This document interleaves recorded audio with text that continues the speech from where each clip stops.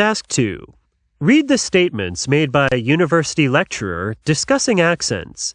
Listen again and circle true or false. Listen again. Match the two parts of the sentences. I'd like to begin today's tutorial with a discussion about accents. I've often heard second language learners say things like, "I like the way he speaks," or "he hasn't got an accent."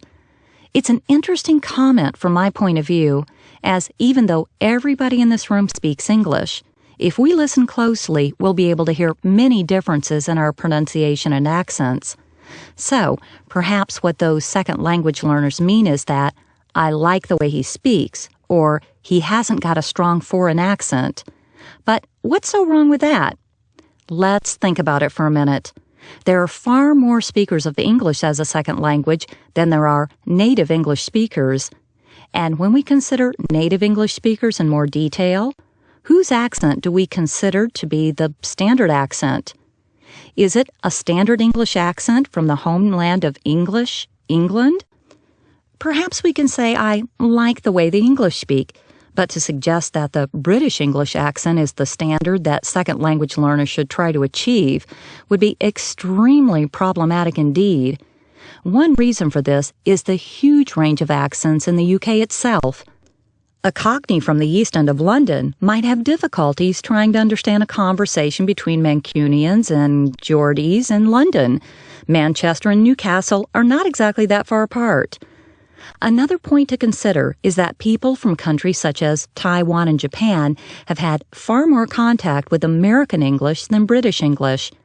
These students, therefore, might consider that sounding like an American is a more appropriate language goal. If we then move further south, English learners in Indonesia, because of their close contact with their neighbors in Australia, might view the Australian accent as the standard by which they judge themselves proficient. Returning to our original point, however, are all these comparisons really necessary? Does it really matter if we sound like a British person, an American, or an Australian? To some people, the answer is yes, while to others, the answer is definitely no. Many experts believe that the ability to communicate your message is far more important than your accent and pronunciation. Before you present your opinions on this question, I'd like to return to one of the more important themes of this tutorial.